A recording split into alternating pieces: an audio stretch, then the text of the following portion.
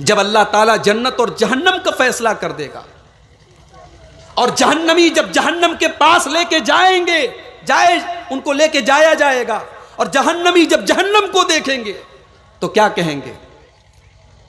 वलौ तरा इज़ वुक़िफ़ू अलन्नारी, और ऐ नबी काश आप वो मंजर देखें जब जहन्नमियों को जहन्नम के सामने खड़ा किया जाएगा।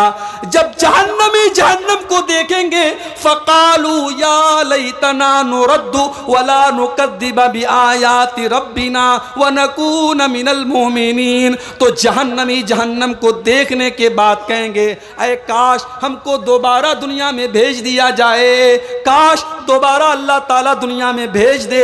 अब हम वादा करते हैं हम ईमान वाले बन जाएंगे, हम ईमान वाले बन जाएंगे, अब कोई गलत काम नहीं करेंगे, अब कोई नाजायज काम नहीं करेंगे। अल्लाह फरमाता है बल बदा लहुम मा कानू युखफून मिन क़ब्लु, नहीं नहीं, ये जहन्नमी सच्चे दिल से ये बात नहीं कह रहे हैं, बल्कि ये अल्लाह के अजाब को देखने के बाद ऐसा कह रहे हैं वलौ रुद्दू लआदू लिमा नुहु अन्हु व इन्नहुम लकादिबून। ये जहन्नमी झूठ बोल रहे हैं, अगर इनको अल्लाह ताला दोबारा दुनिया में भेज देगा ये फिर से गलत काम करेंगे, ये फिर से अल्लाह ताला को नाराज करने वाले काम करेंगे, ये झूठ बोल रहे हैं, ये सुधरने वाले नहीं हैं, ये तो जहन्नम को देख करके डर गए हैं इसलिए ये ऐसी बात कर रहे हैं। तो मेरे भाइयों, अक्लमंद वो है जो मरने के बाद की जिंदगी की तैयारी करे। जानते हो सबसे बड़ा अक्लमंद कौन है? अल्लाह के नबी से पूछा गया है, अल्लाह के नबी अय्युल मोमिनीन अक़ियस, सबसे बड़ा अक्लमंद मुसलमान कौन है, सबसे बड़ा जीनियस मुसलमान कौन है? अल्लाह के नबी ने फरमाया अक्सरुहुम लिल मौति ज़िक्रा, जो सबसे ज़्यादा मौत को याद करे, व अहसनुहुम लिमा बादहु इस्तेदादा, और मौत के बाद की ज़िंदगी की सबसे अच्छी तैयारी करे। भाई 40 साल की ज़िंदगी के लिए इतनी मेहनत हो रही है, 50 साल की ज़िंदगी के लिए इतनी मेहनत हो रही है, और जहां जाने के बाद दोबारा वापस नहीं आना है, जहां जन्नत है तो हमेशा जन्नत है, जहां जहन्नम है तो हमेशा जहन्नम है, वहां की जिंदगी की कोई तैयारी नहीं। दुनिया में गर्मी लगती है, हम अपने घर में पंखा चला लेते हैं, अल्लाह ने पैसा दिया है तो एसी भी लगवा लेते हैं, ठंडा पानी पीते हैं ताकि गर्मी ना लगे। मेरे प्यारे भाइयों, आखिरत की जिंदगी में जब ये सूरज जो आज 9 करोड़ 30 लाख मील दूर है, जब ये सूरज 1 मील की दूरी पर होगा और गर्मी से हम सबका दिमाग खौल रहा होगा, मेरे प्यारे भाइयों, कयामत के दिन की गर्मी से बचने के लिए हमने कौन सा इंतजाम किया है? कयामत के दिन की गर्मी से बचने का हमारे पास कोई इंतजाम नहीं। कयामत के दिन जब इंसान पसीने में डूबा हुआ होगा, उस दिन की गर्मी से बचने के लिए हमारे पास कोई इंतजाम नहीं। दुनिया में हमने घर बना लिया, मकान बना लिया, बच्चों के लिए प्रॉपर्टी खरीद ली, हमको पता है जिस दिन मर जाएंगे हमारा जमीन जायदाद प्रॉपर्टी सब छोड़ के जाना पड़ेगा, कुछ भी साथ में लेके नहीं जाएंगे।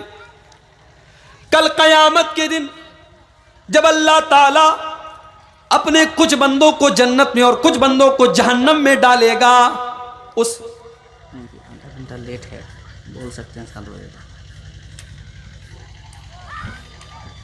कल कयामत के दिन जन्नत में हमारा मकान कैसे बन जाए, जन्नत में घर कैसे बन जाए, इसकी फिक्र मेरे प्यारे भाइयों हमको कब होगी?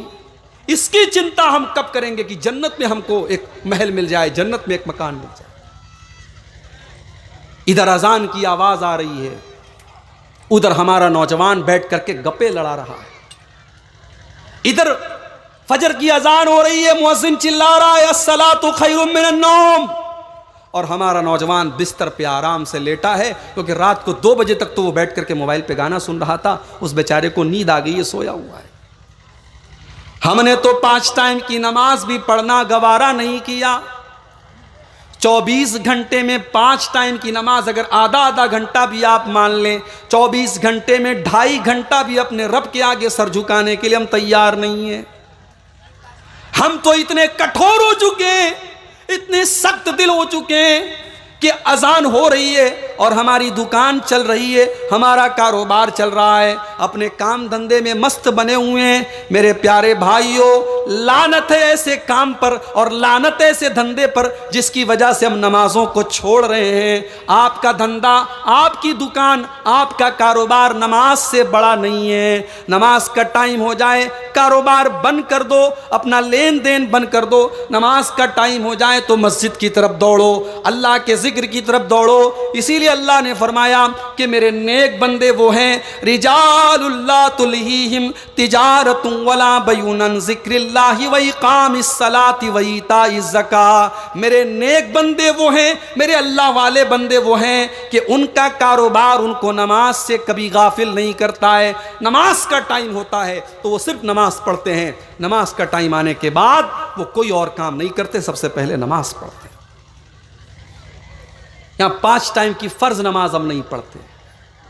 और यहाँ अल्लाह के रसूल की बीवी हज़रत उम्मे हबीबा, हम सब की माँ हज़रत उम्मे हबीबा कहती हैं, अल्लाह के नबी ने फरमाया जो दिन रात में 12 रकात नमाज पाबंदी से पढ़े, जो फजर की 2 रकात सुन्नत पाबंदी से पढ़े, जो ज़ुहर के पहले 4 रकात और ज़ुहर के बाद 2 रकात पाबंदी से पढ़े, जो मगरिब के बाद 2 रकात पाबंदी से पढ़े, जो इशा के बाद 2 रकात पाबंदी से पढ़े, जो 12 रकात नमाज पाबंदी से पढ़े, अल्लाह ताला उसको जन्नत में एक महल अता फरमाएगा।